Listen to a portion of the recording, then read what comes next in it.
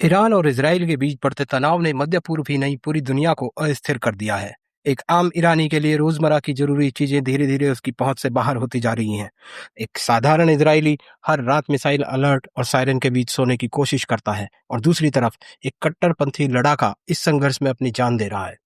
लेकिन इतिहास गवाह है, हर युद्ध के पीछे सिर्फ सैनिक और सरकारें ही नहीं होती। कभी कभी कुछ कंपनियां भी होती हैं जिनका कारोबार ही युद्ध से चलता है।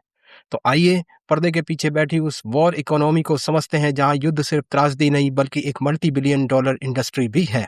दुनिया का कुल सैन्य खर्च 2023-24 में लगभग 2.4 ट्रिलियन डॉलर तक पहुंच चुका है, यानी इतना पैसा जितना कई देशों की पूरी अर्थव्यवस्था भी नहीं होती। इस खर्च का बड़ा हिस्सा जाता है कुछ गिनी चुनी कंपनियों को, जिनमें शामिल है लॉकहीड मार्टिन, आरटीएक्स कॉर्पोरेशन जिसे रिथियन भी बोला जाता है, और नॉर्थरोप ग्रुममैन। इन कंपनियों का काम है फाइटर जेट बनाना, मिसाइल बनाना, air defence system, drone, radar और स्पेस आधारित सैन्य तकनीक को विकसित करना। लॉकहीड मार्टिन दुनिया की सबसे बड़ी डिफेंस कंपनी मानी जाती है। इसके सबसे बड़े प्रोजेक्ट्स में शामिल है F-35 फाइटर जेट प्रोग्राम। ये प्रोग्राम इतिहास का सबसे महंगा हथियार प्रोजेक्ट माना जाता है। इसकी कुल लागत 1.7 ट्रिलियन डॉलर तक आंकी जाती है। इतने पैसों में कई देशों की पूरी सेना दशकों तक चलाई जा सकती है। जब भी दुनिया में तनाव बढ़ता है तो इन कंपनियों को नए ऑर्डर मिलने लगते हैं। अब बात करते हैं आरटीएक्स कॉर्पोरेशन की। ये कंपनी दुनिया की कई प्रसिद्ध मिसाइलें बनाती है जिसमें patriot air defence system, Tomahawk cruise missile शामिल है। मध्य पूर्व में जब भी तनाव बढ़ता है तो एयर डिफेंस सिस्टम की मांग तेजी से बढ़ जाती है। एक पैट्रियोट इंटरसेप्टर मिसाइल की कीमत लगभग 3 से लेकर 4 मिलियन डॉलर तक हो सकती है। यानी अगर किसी संघर्ष में 100 मिसाइलें इस्तेमाल हो जाएं तो सिर्फ इंटरसेप्शन पर ही 300 से 400 मिलियन डॉलर का खर्च हो जाता है। तीसरी बड़ी कंपनी है नॉर्थरोप ग्रुममैन।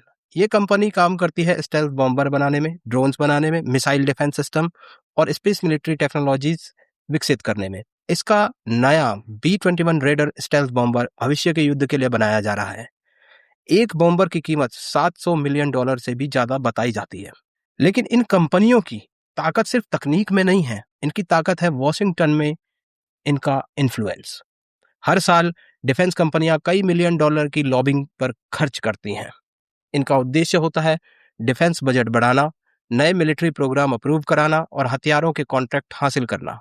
कई बार ऐसा भी होता है सरकारी अधिकारी पेंटागन से निकलकर डिफेंस कंपनियों में काम करने लगते हैं। इस सिस्टम को कहा जाता है रिवॉल्विंग डोर, जहां सरकार और उद्योग के बीच लगातार चलता हुआ एक चक्र बन जाता है। इतिहास में कई बार देखा गया है जब दुनिया में युद्ध का खतरा बढ़ता है तो डिफेंस कंपनियों के शेयर भी बढ़ जाते हैं। क्यों? क्योंकि निवेशकों को पता होता है तनाव बढ़ेगा तो सरकारें हथियार खरीदेंगी और हथियार खरीदेंगी तो डिफेंस कंपनियों की कमाई बढ़ेगी। अब यहाँ पर एक सबसे बड़ा सवाल ये खड़ा होता है कि दुनिया में लाखों लोग शांति और विकास चाहते हैं, तो कौन है वो जिसको इस शांति और इस विकास में अपना विकास अवरुद्ध होते हुए दिखता है?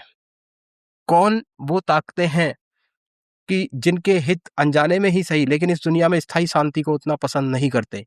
क्या युद्ध सिर्फ राजनीति की विफलता है या फिर एक ऐसी आर्थिक व्यवस्था भी है जो संघर्ष से लाभ कमाती है? ये सवाल आसान नहीं है, क्योंकि ये एक बहुत ही जलता हुआ प्रश्न इस समय सबके सामने खड़ा है।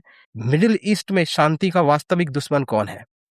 क्या इजराइल, अमेरिका, क्या ईरान, या फिर इन सब के पीछे हथियार बनाने वाली ये कंपनियां? यदि आप इन सवालों का जवाब ढूंढ पाए तो कमेंट करके हमें भी जरूर बताइए। लाइक कीजिए, सब्सक्राइब कीजिए TIB न्यूज़, कमेंट कीजिए। धन्यवाद।